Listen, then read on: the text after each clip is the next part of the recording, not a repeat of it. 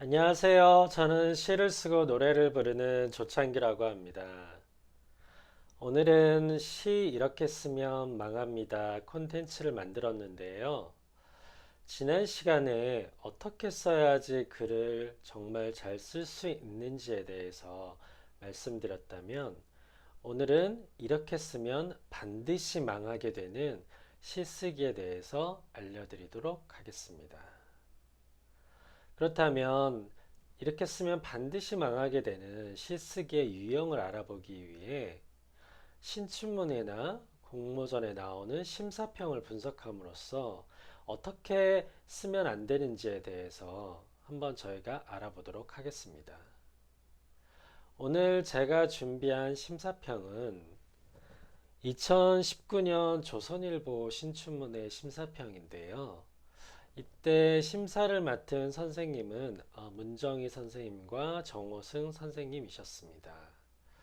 문정희 선생님과 정호승 선생님은 신춘문예나 다른 공모전에 많이 심사를 보시기 때문에 여러분들께서 한 번쯤은 그 심사위원의 성향을 파악하시는 것이 중요합니다.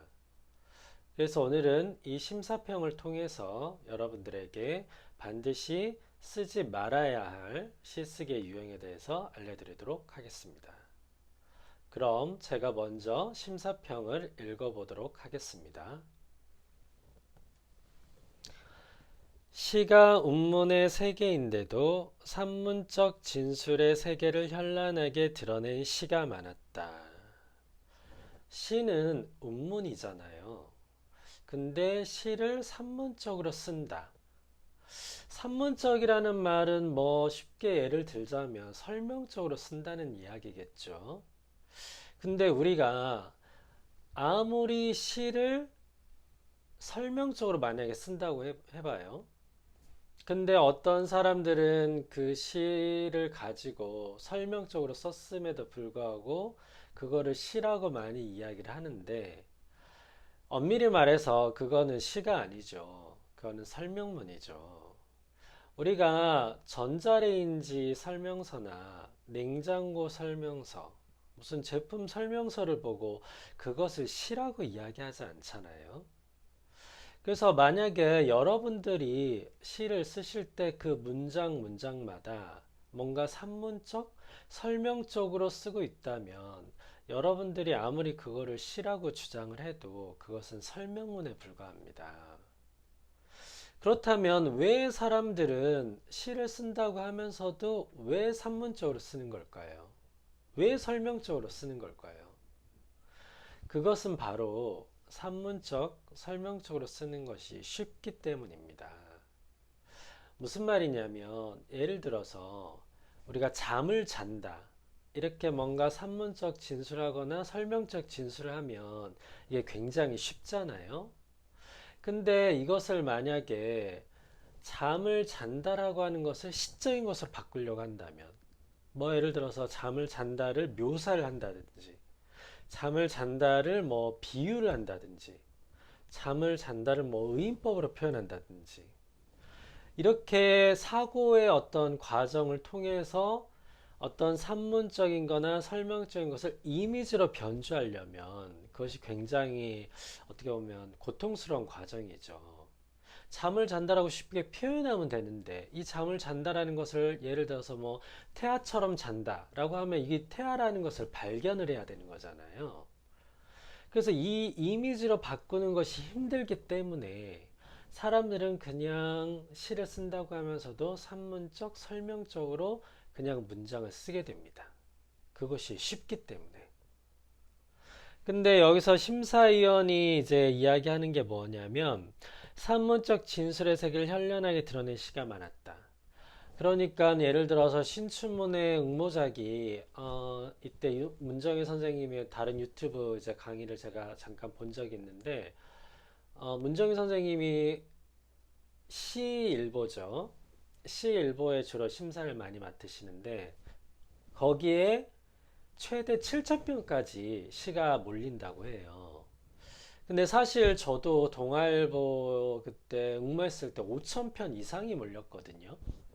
그러면은 7,000편 중에서 산문적 진술의 세계를 현란하게 드러낸 시가 많았다.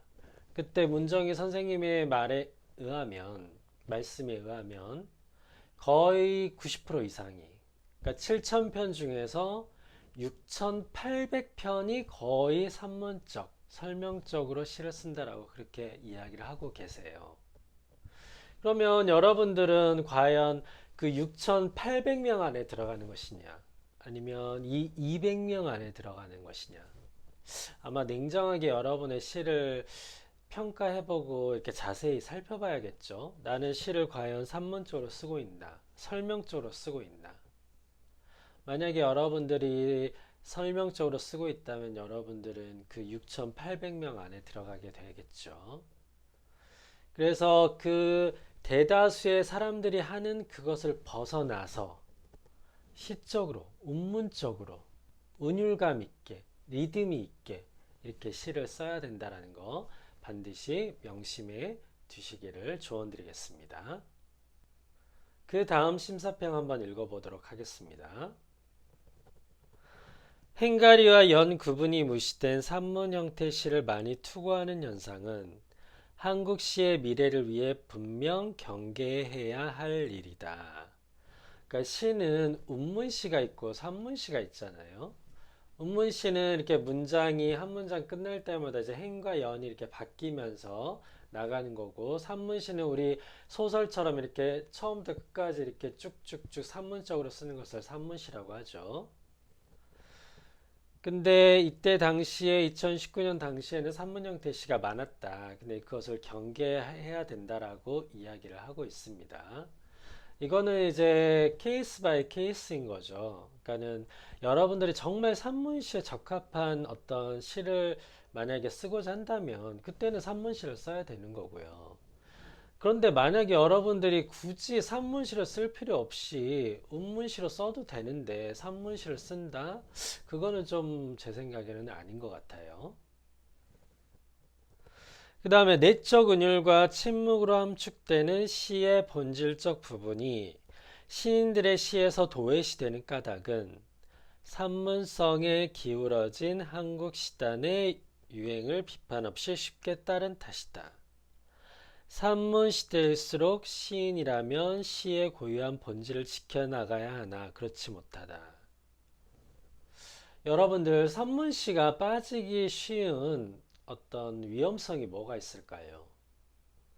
산문시를 쓰게 되면 운율감도 많이 사라지게 됩니다만 가장 제가 중요하게 보는 어떤 포인트는 함축성이 사라진다라는 어떤 위험성에 빠질 수 있어요. 그러니까 시를 산문적으로 쓰다 보니까 이 해야 하지 말아야 할 말들을 계속 하는 거죠.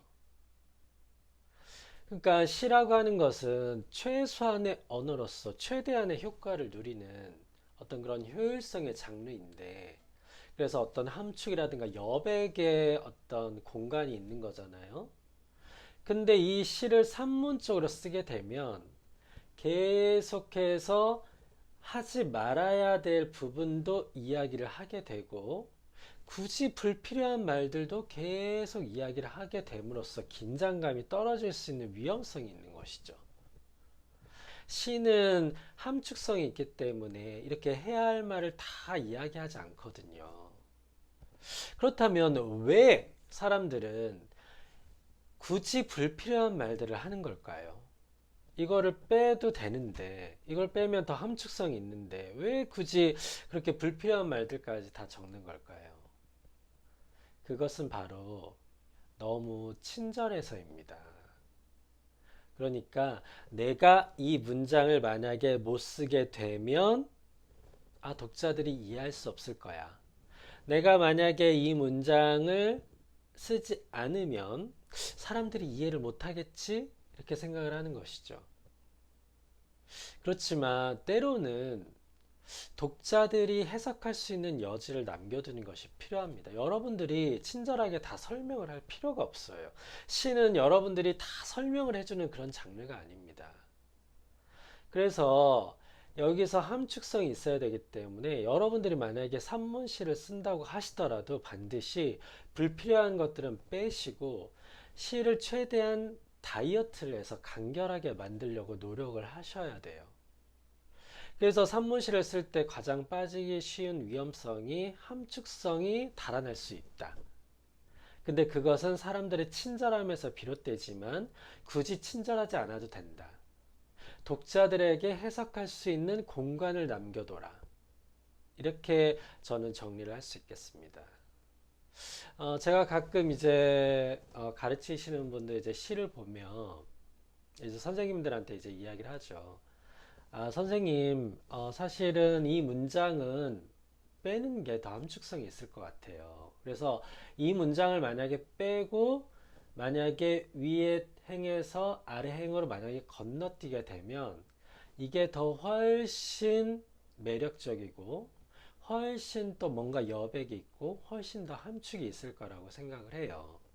만약에 이 문장을 만약에 이 사이에 그래도 나는 뭔가 친절하게 이야기를 하고 싶다. 그러면 이 문장을 빼고 다른 문장을 쓰라고 저는 조언을 드려요. 그 말은 무엇이냐면 사람들이 왜 친절하게 했던 말을 불필요하게 계속 이야기를 하냐면 자기가 새로운 것을 생각해내야 되는데 그 새로운 것을 생각해내기가 버겁기 때문에 앞에서 이야기했던 것을 그냥 또 이야기를 해주는 거예요. 그러니까 똑같은 의미, 똑같은 맥락을 또 이야기를 하는 거죠. 그러니까 이 똑같은 의미랑 이 똑같은 맥락을 약간 변주해서 다르게 이야기를 해줘야 되는데 이거를 똑같이 이야기하니까 이게 불필요하게 느껴지는 것이죠. 그래서 함축성으로 쓰기 위해서는 불필요한 문장들을 걷어내시고요. 나는 그래도 너무 그래도 아쉽다. 그렇다면 그 불필요한 문장을 걷어내시고 새로운 문장을 집어넣으시기를 조언드리도록 하겠습니다.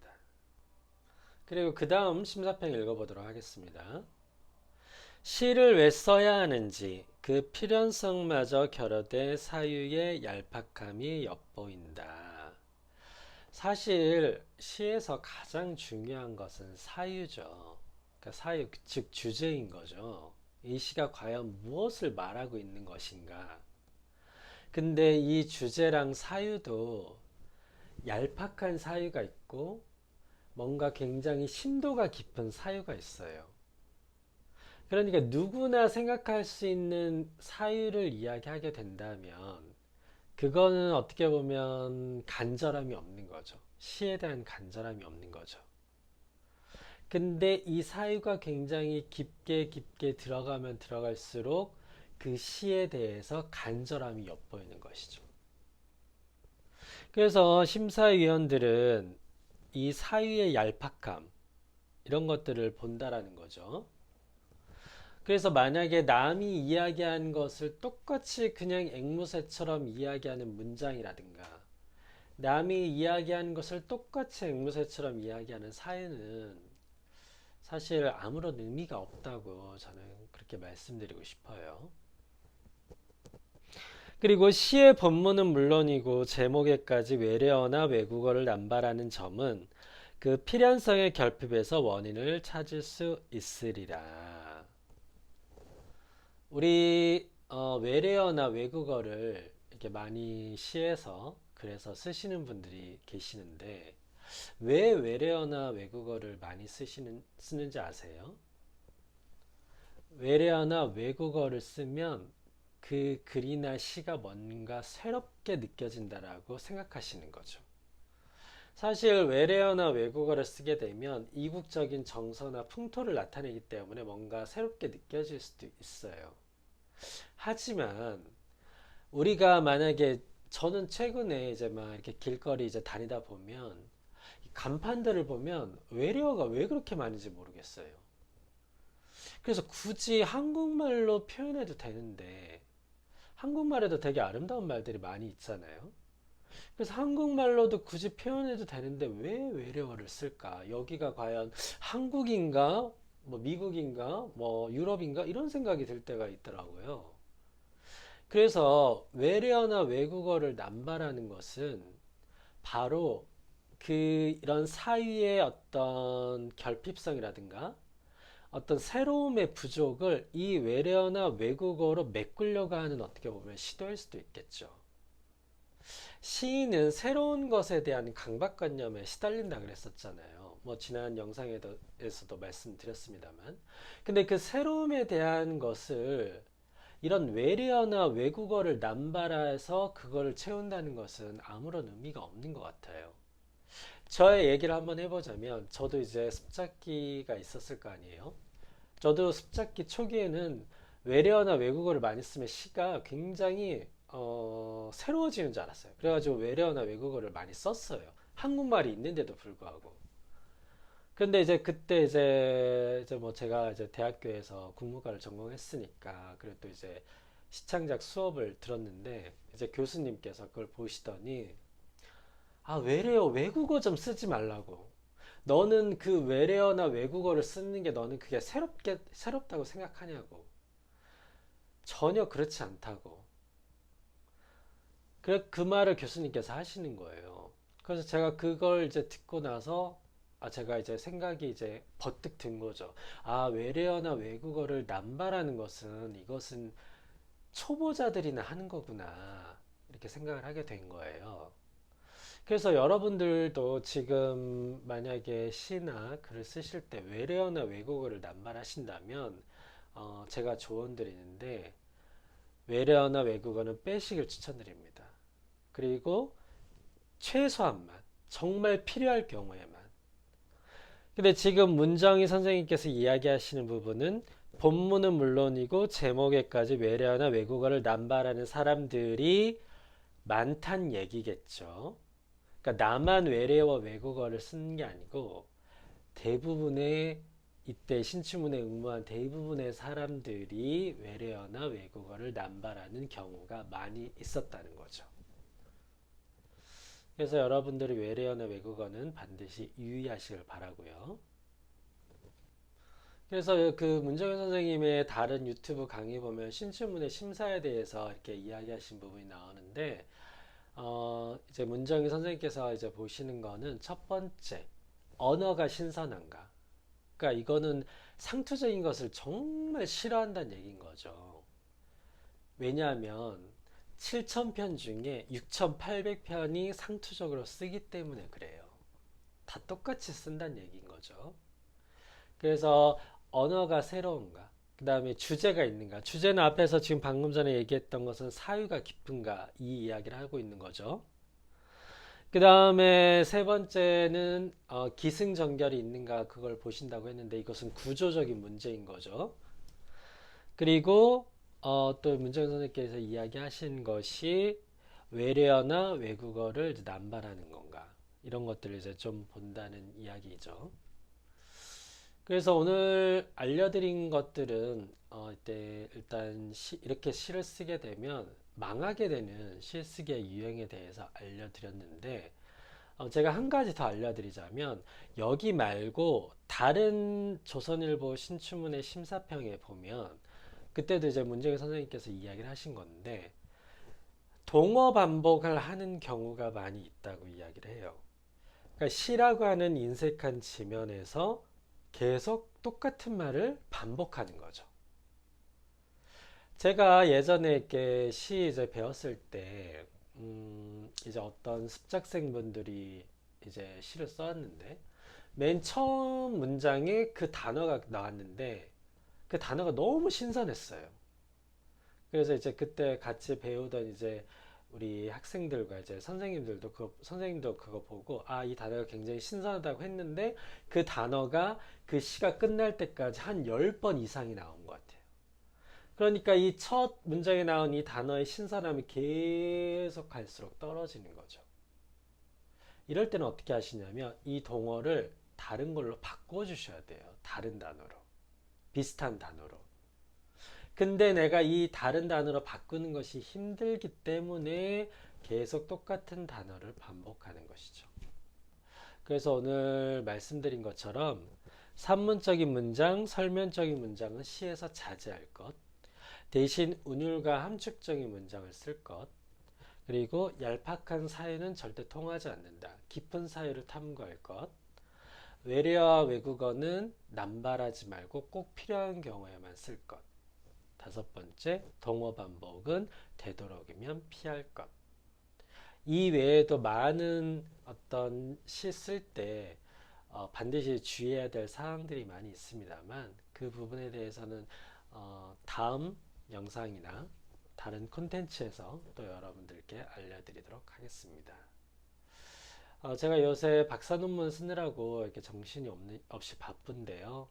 제가 열심히 노력하는 만큼 여러분들도 열심히 올 한해 노력하셔서 꼭 글쓰기에서 좋은 결과가 있으셨으면 좋겠습니다.